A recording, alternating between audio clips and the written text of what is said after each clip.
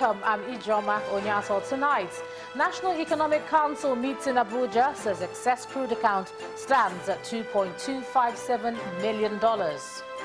Central Bank Governor Godwin Emefiele confirms that 18 states have benefited from the bailout ordered by the president.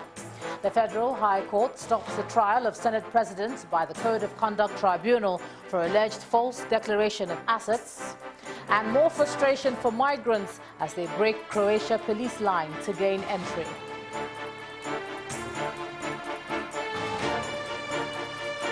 And business news tonight. Equities sustained the upbeat tempo at the Nigerian Stock Exchange today as profit-taking eased to push the benchmark index up by 0.17%. On sports news tonight, Team Nigeria ends athletics events on a high with 3 more gold medals at the African Games in Congo, Brazzaville.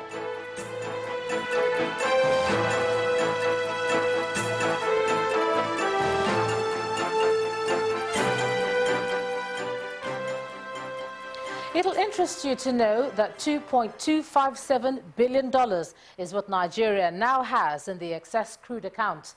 This revelation came from today's National Economic Council, chaired by the Vice President, Professor Yemi Osinbajo. The meeting also deliberated on the bailout that was promised to states by the federal government.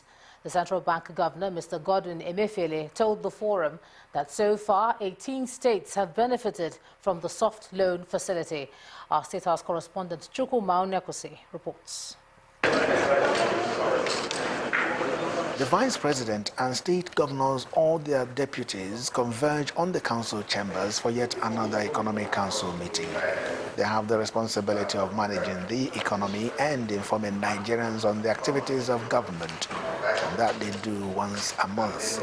First, some clarifications on the status of the excess crude account, which has for some time now been a subject of controversy following what they call lack of transparency in its management. The Accountant General of the Federation reported to us that we have excess crude proceeds as at 15th September 2015, amounting to over $2.257 billion. This was established and he confirmed the position.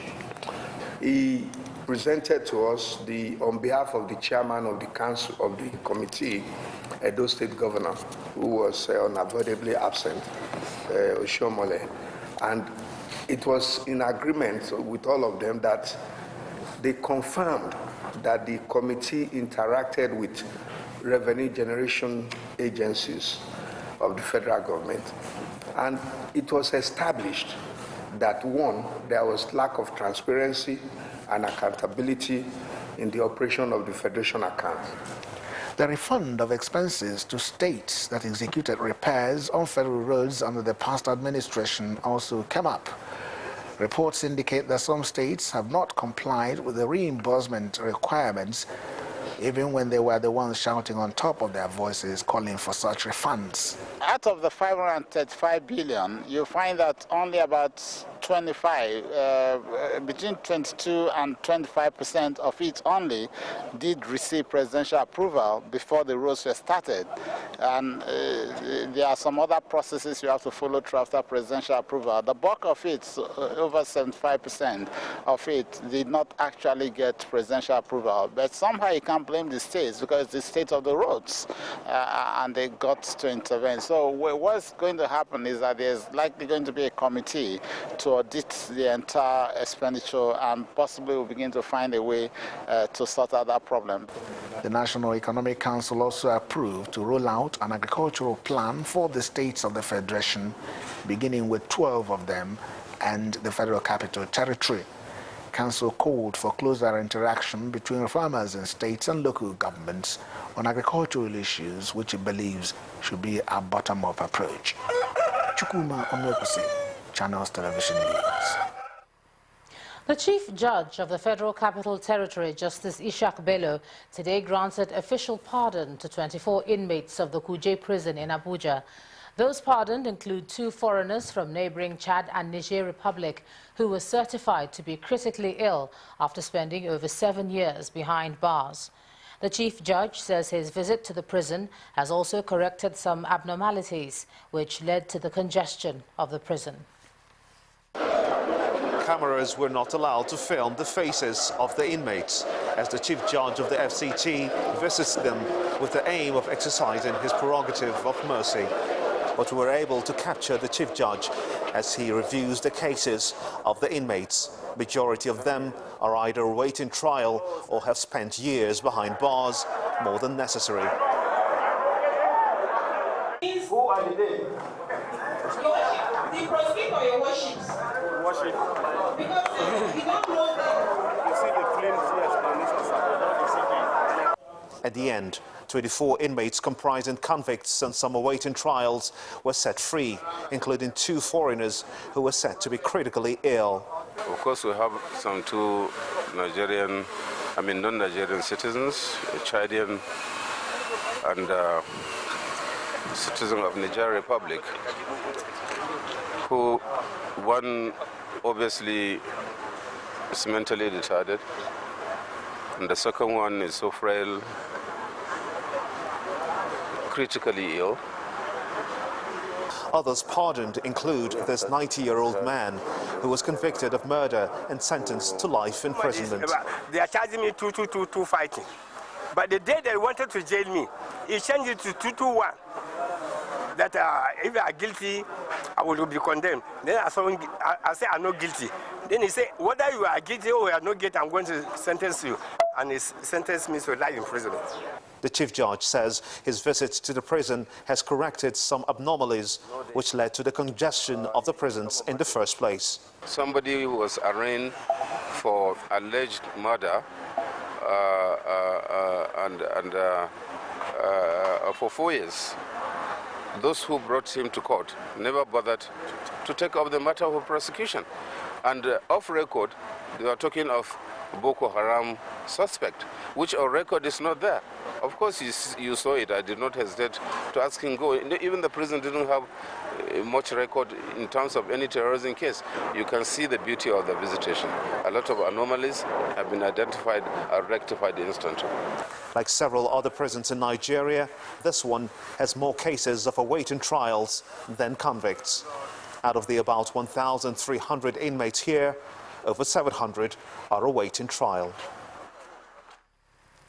To some legal matters now. After a month of fact-finding, the Judicial Commission of Inquiry investigating the administration of the former governor of Rivers State, Chibuike Amechi, has concluded its sitting in Port Harcourt, the state capital. In his closing remarks, the chairman of the panel, Justice George Omerigi, reiterated that the commission's work was not to witch hunt anyone, but an impartial inquiry into the sale of the state's assets and other allegations of corruption against the former administration. Our correspondent Emmanuel Ire reports. The 6-man judicial panel of inquiry led by Justice George Omerigi investigating the administration of former Governor Chibuike Amechi, dotting their I's and crossing their T's on the final day of their sitting in Port Harcourt, Rivers State. After the payments of the sum of $39,200,000. After a few submissions, the Council of the Commission concludes that those who failed to appear before it have lost the right to complain. Party who has knowledge of the pendency of the proceeding and who has been received notice, but who decides not to participate in the proceeding, does so at some peril and should not be held to complain thereafter. But lawyer to the APC in the state insists that the constitution of the panel was in error in the first place. Ab initio, the governor of Rivers State, when he said the commission should go ahead and investigate the illegal sale of the power plants under the administration of Chibuike Amechi, that presupposes some prejudice. Members of the panel, however, proceed to the site of the disputed Kariba White Hospital in Omagwa. The place is desolate, with telltale signs of an abandoned project. The governor raised objections as to the pace of work that was being done by the contractor, given the 3.9 billion naira paid to him. the then governor cried out, reported the matter to the police. And nobody wants to remember that there was a time in this state when the revenues accruing to River State were taken away and shared to our neighboring states, which affected all the projects, all the good projects that Amechi planned. The reasons given recently after the setup of the Justice Omereje panel is specious. The governor orchestrated the arrest and detention of one of the partners. Under some nebulous circumstances, he was released. And I have the settled conviction that he was released because the former governor suddenly realized that if he had continued with that matter, he would have been guilty. As both parties continue to trade words on allegations of corruption against the former administration, the panel is expected to submit its report in the coming days. Emmanuel Eri, Channels Television News. And in another matter, the main trial in the Akwa Ibom State Governorship Elections Petitions Tribunal has ended with the closing of the defense's case by the Independent National Electoral Commission, and that's one of the respondents in the case. Lawyer to INEC, Alex Ojekeme, who made the announcement, said the commission is satisfied with the testimonies of the witnesses, which he says are sufficient to prove that elections held in Akwa Ibom State. The tribunal has adjourned the matter to October the 8th, giving the lawyers 3 weeks to prepare their final addresses, which will be taken alongside all pending applications. Counsel to both parties say they look forward to the end of the matter.